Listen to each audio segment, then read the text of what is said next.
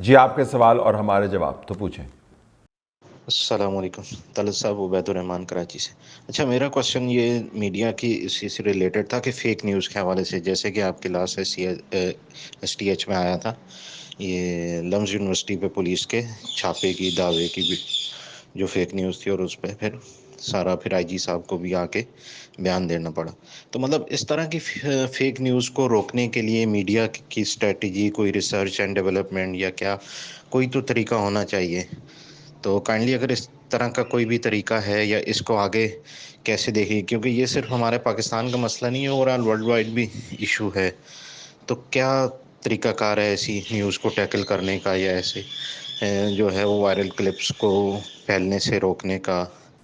آپ نے پارشلی خود ہی جواب دے دیا جی اپنے سوال کا، کہ چونکہ آپ نے کہا کہ دنیا بھر کے اندر یہ مسئلہ ہے، جس سے مراد یہ ہے کہ دنیا بھر سٹرگل کر رہی ہے کہ اس قسم کی ڈیپ فیکس جو ہیں یا پارشل فیکس جو ہیں نا، وہ ڈیپ فیکس سے بھی زیادہ خطرناک ہوتے ہیں، جس کے اندر آپ کو تھوڑی سی حقیقت کے ساتھ آمیزش کر دی جائے بہت بڑے جھوٹ کی، وہ زیادہ خطرناک ہوتے ہیں، کیونکہ آپ کو پتہ ہوتا ہے کہ یار پولیس کے ٹرکس تو نظر آ رہے ہیں، جا بھی رہے ہیں، بندہ پیچھے بول بھی رہا ہے، تو یہ کیسے فیک ہو سکتا ہے؟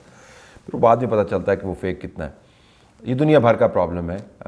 میں تو صرف یہی کہوں گا کہ جب تک، اور ایپس بنے ہوئے ہیں بائی دا وے جو آپ کو فیکٹ چیک کر کے دے سکتے ہیں، ویب سائٹس بنی ہوئی ہیں فیکٹ چیک کر کے دے سکتے ہیں، اگر آپ گوگل کریں تو آپ کو پتہ چل جائے گا کہ وہ ویب سائٹس کیا ہیں، وہاں پر اگر اس قسم کے آپ کلپس ڈال دیں تو آپ کو 2 منٹ کے اندر بتا دے گا کہ یہ جینون ہے یا نہیں ہے۔ اس کو ہم کرتے کیسے ہیں؟ میرے خیال میں ایک سیشن اس کے اوپر ہمیں کرنا چاہیے، تو میں پروڈیوسر کو کہوں گا اس کا نوٹ بنا لیں کہ ہم خود کیسے چیک کرتے ہیں۔ پھر بھی میرے خیال میں 1-2% جو ہے ہماری نظر سے بھی نکل جاتی ہیں ایسی چیزیں۔ تو بنیادی بات یہ ہے کہ یقین کرنے سے پہلے آپ انتظار کریں۔ آئی تھنک سب سے بڑا فلٹر ہے نا، وہ انتظار کرنے کا ہے۔ اس کو فارورڈ کرنے سے پہلے انتظار کریں۔ آپ کی دلچسپی کی کوئی خبر ہے تو ویٹ کریں 2-3 گھنٹے، 2-3 گھنٹے ہی شیلف لائف ہوتی ہے جس کے اندر یہ زیادہ سرکولیٹ کرتی ہے۔ تو اگر آپ اس کو فارورڈ نہیں کریں اور ویٹ کریں تو 2-3 گھنٹے کے اندر حقائق سامنے آ جاتے ہیں۔ اگر وہ مین سٹریم میڈیا کے اوپر بطور خبر کے طور پہ نہیں چل رہی، وہ اوتھینٹک ٹویٹر اکاؤنٹ سے ٹویٹ نہیں ہو رہی، اور اس کے اوپر حتمی رائے نہیں بن گئی کہ یہ صحیح ہے یا غلط ہے، تو اس کو آپ فارورڈ نہیں کریں، اور مارک کر لیں، فلیگ کر لیں، لیکن اس کو فارورڈ نہیں کریں۔ تو جب تک ٹیکنیکلی ہم سارے اتنے ساؤنڈ نہیں ہو جاتے کہ یہ فلٹرز کو استعمال کریں، جس کے اوپر جس میں نے گزارش کی ہم کام کر کے آپ کو بتائیں گے کہ کیا کیا کیا جا سکتا ہے، تب تک میرے خیال میں پیشنس جو ہے، جلدی سے پھیلانا، جلدی سے یقین کرنا، اس عادت کو ذرا ترک کریں۔ وعلیکم طلعت بھائی، خیریت سے ہوں گے؟ آپ ٹھیک ہیں؟ شہزاد ظفر بات کر رہا ہوں لاہور سے۔ آپ کا پروگرام دیکھ رہا ہوں اور سوشل میڈیا بھی دیکھ رہے ہیں۔ لمس کے اوپر جو وزیر اعظم صاحب گئے اور جو بھی اسٹوڈنٹس نے سوال کیے، تو کیا عمران خان میں بھی اتنی ہمت اور جرت ہوگی کہ وہ بیٹھ کر سامنے صحافیوں کو جواب دے سکیں؟ میں ایک صرف یاد دہانی کرانا چاہتا ہوں کہ پشاور میں گئے تھے اور عارف یوسف زئی نے ان سے کچھ سوال پوچھے تھے، تو وہ پوری پریس کانفرنس چھوڑ کر اٹھ کر چلے گئے تھے، اور آج تک انہوں نے اپنے صحافیوں کے کوئی ہی انٹرویو دیے ہیں، نیوٹرلس یا مطلب کسی کو بھی ایسا انٹرویو نہیں دیا۔ تو اس کے بارے میں ذرا بتائیں کہ کیا وہ اس طرح کبھی سوال و جواب کی نشست میں عوام کو جواب دے سکیں گے؟ اس کے بارے میں اپنا تبصرہ ضرور دیجیے گا طلعت بھائی۔ شکریہ جی، جزاک اللہ خیر۔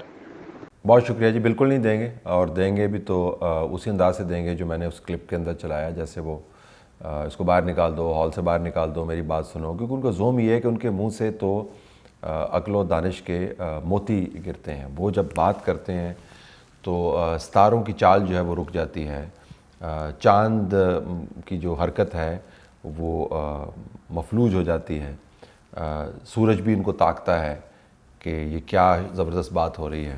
اب وہ بات جو ہے 5ویں جماعت کی کتابوں کی معلومات پر مبنی ہو یا اس کے اندر کوئی سینس نہ ہو، ایک علیحدہ بات ہے۔ تو ظاہر ہے ایسے بندے کو جس کو سوال سننے کی، جس کی ثقافت ہی نہیں ہے اور صرف اس کو بولنے کا شوق ہے، وہ کیسے سوال و جواب کے سلسلے کے اندر اپنے آپ کو لے کے آئے گا؟ ان کی تاریخ بڑی لمبی ہے۔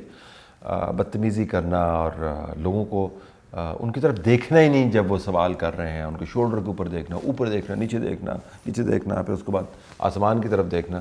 آئی کانٹیکٹ جو ہے دوسرے کی ڈگنیٹی کو انگیج کرنے کے لیے ہوتا ہے، اس کو انٹرٹین کرنے کے لیے ہوتا ہے، اس کو بتانے کے لیے ہوتا ہے کہ آپ جو بات کر رہے ہیں میں توجہ سے سن رہا ہوں. تو بالکل نہیں کرتے جی، اور وہ اسی کمفرٹ کے اندر رہتے جس کمفرٹ کا ان کو شوق ہے کہ اپنے پسند کے لوگ ہوں، اور سوال کرنے سے پہلے 100 مرتبہ ان کی تعریف کریں اور جواب سننے کے بعد سر دھونے کہ جی کیا بات کی آپ نے. سر طلعت، کیا حال آپ کے؟ ابرار بات کر رہا ہوں قطر سے. میں نے آج سپریم کورٹ کی ہیئرنگ دیکھی. میں امید کرتا ہوں کہ جلدی وی لوگ اس کے اوپر آپ کا آئے گا. میں نے ابھی ایک ٹیگ کیا آپ کا یوٹیوب کے اوپر جس کے اندر ڈرائیں آپ کر رہے ہیں کہ صدر مملکت جو ہیں وہ الیکشن کی ڈیٹ نہیں دے سکتے. اب سپریم کورٹ کے فیصلے کے بعد کیا آپ اس موقف کی تائید کریں گے، یا کہ جو ایک خاص آپ کے میسیجز میں صدر مملکت یا پی ٹی آئی کے خلاف ایک جیسے تھوڑا سا شدت ہوتی ہے، کہ آپ ابھی بھی اس کو برقرار رکھیں گے؟ بہت بہت شکریہ سر. پی ٹی آئی کے خلاف میسیج میں شدت تنقیدی اور تجزیاتی شدت بالکل ہوتی ہے، کیونکہ ان کے سٹینس کی کوئی منطق آپ کو نظر نہیں آتی.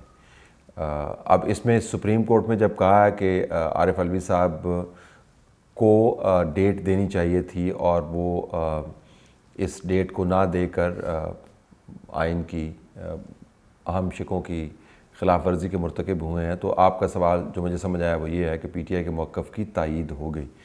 پی ٹی آئی کے موقف کی تائید ہو گئی، لیکن اس کے اندر آپ نے جو کیویٹ ہے وہ نہیں جانا، وہ یہ کہ مشاورت کے ساتھ ان کو تاریخ دینی ہے. پی ٹی آئی کا ماننا یہ تھا کہ آربیٹری تاریخ دے دیں، وہ اٹھیں اور تاریخ دے دیں. سپریم کورٹ نے اس کو بالکل انڈورس نہیں کیا. سپریم کورٹ نے یہی کہا ہے کہ جو از خود تاریخ دینے کی جو طاقت ہے وہ صدر کے پاس نہیں ہے. پی ٹی آئی کا مطالبہ جو ہے اس کو سپریم کورٹ کی طرف سے جو ڈائریکٹیو گیا ہے پریزیڈنٹ کو، اس سے بالکل گڈمنٹ نہیں کریں. مطالبہ بالکل مختلف تھا کہ جیل سے عمران خان نے پیغام بھیجا، ان کی ہمشیرہ کے ذریعے پیغام بھیجا اور صدر مملکت کو کہا تاریخ دے بھائی. ایک تو آپ جیل سے صدر مملکت کو ہدایت بھجوا رہے ہیں کہ تاریخ دے، اور تاریخ دے الیکشن کمیشن سے پوچھے بغیر، مشاورت کیے بغیر. تو یہ بنیادی فرق ہے. تو آپ کو شاید ڈس اپوائنٹمنٹ ہوگی یہ جواب سن کے، کیونکہ تنقید کی شدت ابھی بھی برقرار ہے. السلام علیکم طلعت، فہد چودھری بول رہی ہوں یو ایس اے سے. غازہ کی ہارٹ رینجنگ سچویشن دیکھ کر یہ احساس اتنی شدت سے ہوتا ہے کہ اللہ کا شکر ہے کہ پاکستان بن گیا، اور ان سب لیڈرز کی، ان سب پولیٹیشنز کی فور سائڈ کو سلام جنہوں نے پاکستان کو نیوٹرل کیا اور پاکستان کی پروٹیکشن کو اور پاکستان کی سالمیت کو یقینی بنایا. اور جتنے لوگ جو یہ سمجھتے ہیں کہ جتھے بنا کے اور اپنی 1.5 لاکھ 2 لاکھ کی فالوئنگ کو اکٹھی کر کے اور دھرنے دے کے وہ ایک فنکشننگ چلتے ہوئے ملک کو ڈسیبل کر دیں گے، ان کو سوچنا چاہیے اور ڈرنا چاہیے ایسے سین سے جو ہم غازہ سے دیکھ رہے ہیں. وہ سب لوگ جنہوں نے پاکستان کی سالمیت کے لیے بنانے میں اور پاکستان کو نیوٹرل کرنے میں بنانے میں کام کیا، اللہ ان سب کو بہت بہت اجر دے. جی بالکل آپ درست فرما رہی ہیں. اپنی زمین سے محبت اس وقت بڑھ کر سامنے آتی ہے جب ہمیں دوسروں کی تکلیف سے سیکھنے کا موقع ملتا ہے. تو بہت اچھی بات ہے کہ کم از کم دوسروں کی تکالیف کو، جو دوسرے نہیں ہیں ہمارے اپنے ہی ہیں لیکن دوسرے ان دا نیشنل سینس، کسی اور سرزمین پر آباد ہیں، کسی اور ملک کی تلاش میں ہیں، تو بے گھر ہونا ویسے ہی ایک عذاب ہے.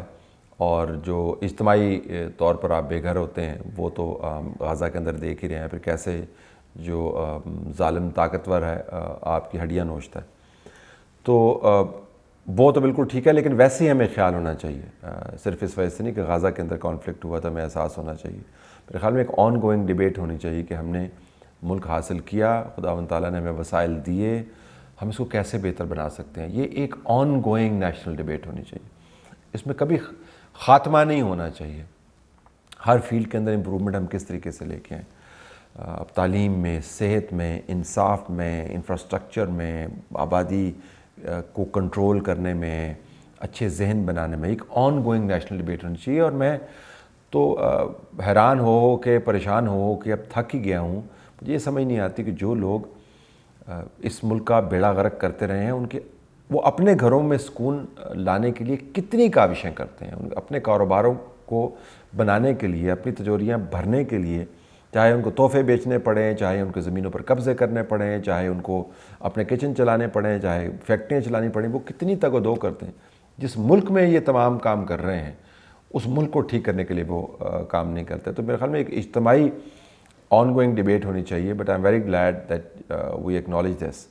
اور جس طرح میں نے کہا کہ دوسروں کی تکلیف سے سیکھے بغیر بھی ہمیں اس سرزمین سے ہمہ وقت ایسے ہی محبت کرنی چاہیے جس طرح آپ کے سوال سے جس طرح اس کا اظہار ہو رہا ہے. السلام علیکم. طلعت صاحب، حفیظ اللہ نیازی صاحب سے شروع کرتے ہیں. حفیظ اللہ نیازی صاحب جو ہیں وہ بڑے سالوں سے ہمیں اصول کی باتیں بتایا کرتے تھے اور ہم ان کی باتوں پہ یقین بھی کرتے تھے. حفیظ اللہ نیازی صاحب کے بیٹے پہ بات آئی ہے تو سارے اصول وہ بھول گئے ہیں، لیکن دیکھ لینا ایک وقت آئے گا وہ دوبارہ آ کے ہمیں اصول بتانے شروع کر دیں گے، ہم دوبارہ ان کی باتوں پہ یقین کرنا شروع کر دیں گے. اسی طرح آپ دیکھ لیں شیخ رشید ہے، وہ دوبارہ جو ہے وہ لانچ کر دیا گیا ہے. میاں نواز شریف صاحب جو تھے وہ اپنے اصولوں کو لے کے باہر گئے تھے، لیکن انہوں نے باجوہ صاحب کی ایکسٹینشن جب دی تو اپنے وہ سارے اصول قربان کیے، لیکن ان کے لوگ جو تھے وہ ان کے ساتھ کھڑے رہے، ان کی لائلٹی جو تھی وہ اپنے قائد کے ساتھ ہی رہی. اسی طرح پیپلز پارٹی دیکھ لیں، عمران خان دیکھ لیں، اس نے اکانومی پہ کتنی باتیں کی لیکن اکانومی کا بیڑا غرق کر دیا. اپنی ہر بات پہ اس نے یو ٹرن لیا، اور ان کے جو لوگ تھے وہ پھر بھی اس کی ہر بات کے ساتھ، اس کی ہر غلطی کو دیکھ کے مان کے تو وہ ان کے ساتھ کھڑے ہیں. یہ اس معاشرے میں میرا آپ سے سوال ہے کہ ایسی کون سی چیز ہے جو یہ اپنے اصولوں کے لیے کچھ قربان نہیں کر سکتے. یہ ہر چیز کے لیے اپنے اصول قربان کرتے ہیں، لیکن یہ معاشرہ ٹس سے مس کیوں نہیں ہوتا؟ یہ اپنے اصولوں کے لیے کوئی چیز قربان کرنے کو تیار کیوں نہیں ہے؟ آخر اس میں خامی کیا ہے؟ اس میں نقص کیا ہے؟ وجہ کیا ہے؟ یہ تو مہربانی کر کے بتا دے. ہم ہر چیز جو ہے وہ قبول کر لیتے ہیں، ہر کالک اپنے منہ پہ مال لیتے ہیں، لیکن ہم آج تک اپنا کوئی اصول نہیں بنا سکے، کسی اصول پہ چل نہیں سکے. اس معاشرے میں ایسی کون سی بے حسی ہے؟ کیا ہے؟ کچھ تو مہربانی کر کے آئی بتا دیں. Understand that. دیکھیں، ایک تو ہمیں انسانی اور آئینی جو انسانی جذبات اور آئینی معاملات اور قانونی معاملات ان کو ڈفرینٹ باسکٹس کے اندر رکھنا چاہیے. حفیظ اللہ نیازی صاحب ایک والد بھی ہیں، اور اسی طریقے سے میں تو خدیجہ شاہ کا بھی نام لوں گا، ان کی بھی فیملی ہے.